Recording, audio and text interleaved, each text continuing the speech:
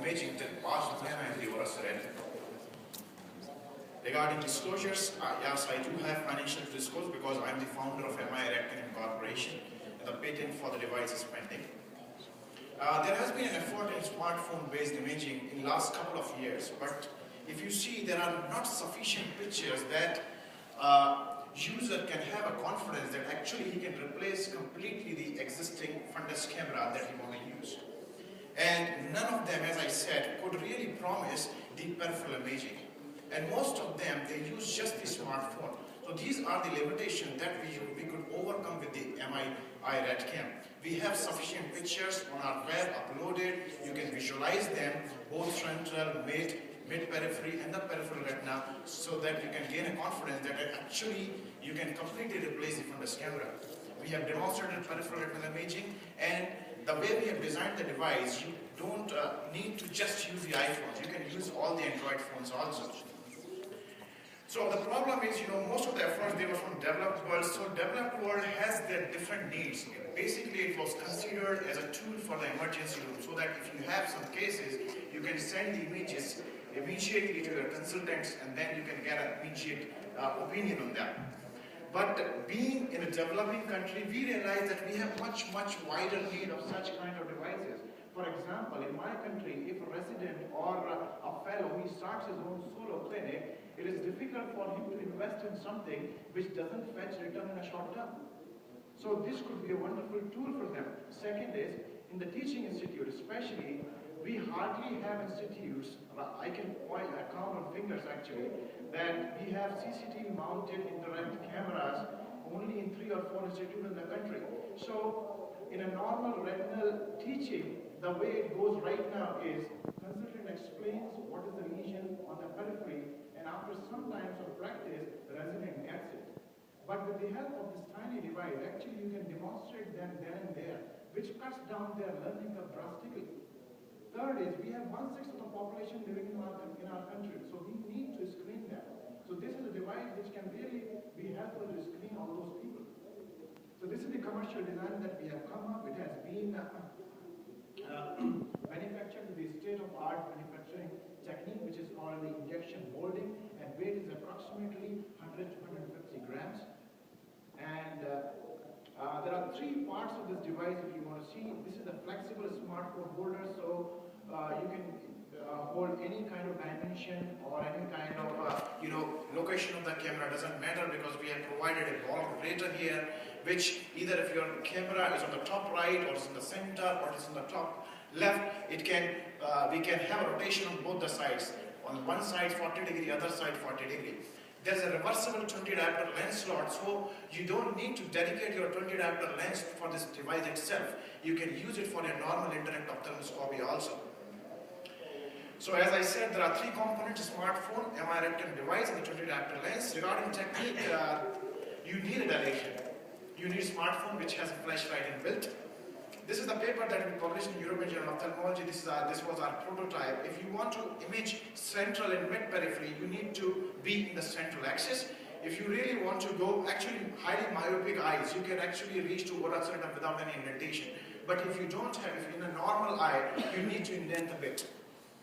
So that's what we call it as a pan-retinal imaging device. Why we call it as a pan-retinal imaging device, I will show you. This is the disc, which demonstrates beautifully there are 2 retinal nerve fiber defects here. So this is the disc image. And second, in the central area, you can see the cystoid macular edema. You can really see the flower pattern, which is the classical form of cystoid macular edema here. And this is the central fundus. You can visualize epiretinal membrane, you can visualize internal limiting membrane folds, dragging of the macula. And this is the mid-periphery. If you can visualize NVE here, surrounding with the fronts. And this is the peripheral fundus. You can see pars plana, you can see ora serrata, you can see lattices, you can see hole, and the barrage laser that we did. And this is again almost close to the aura. This is the horseshoe-shaped tear, which is being barraged sometimes back. So these are the laser marks. This is again far periphery. These are the lattice degenerations, very tiny holes that you can see here. And this is again far periphery. This is the whole retinal hole barraged quite long back. And this is again a very interesting picture. If you see asteroid halosis, if you try to image asteroid halosis with the normal fundus cameras, you don't see anything on the background. It's very difficult to image. But because there is an autofocusing which is working on these smartphones, you can actually image all these nice shiny particles of the asteroids. Regarding safety, not by our group but other groups, they have already demonstrated that the light is quite safe compared to the indirect ophthalmoscope. This is the landmark picture which comes from the MII RedCam. These are the dentate processes of the ora serrata. If you try to Google and put dentate process of the ora serrata, the only picture which is a real picture comes from the MII RedCam. Rest all the pictures, either they are the line diagrams or the pictorial representations. We are trying to compare the quality with the Zeit FF450 Plus studies on. We should have the results very soon. Regarding scientific publications, it has already been published in European Journal of Ophthalmology, and our engineering group already presented in the World Congress of Bioengineering. So if you have further questions, this is the website. You can visit the entire gallery, and if you have any questions, you can write to me. Thank you. Any questions from the house? I'm a pediatric ophthalmologist, and can you do it on children? And if you do this examination on children, to use the 20 lens or the 28 lens? Right now, because we have the wider user base in the 20 diopter lens, we have provided the 20 diopter lens, but we are getting requests for the 28 diopter lens. It's easy. If you have enough users which want to use 28 diopters, it's very easy for us to just provide an additional insert. So we can do that. Thank you. Congratulations for the nice pictures, but I should like to ask, this is a really flashlight or continuously LED light? No, this is not the continuous one. Because MII RedCam comes with an additional app. So initially that was the limitation, that we used to use the continuous flashlight in the video mode. That was a problem before, and the exposure was high. So now we have designed an app so it can take still pictures. Only once you want to take picture, there is a time when the flashlight comes on. Yes, thank you. So there is this is a very sexy topic this year.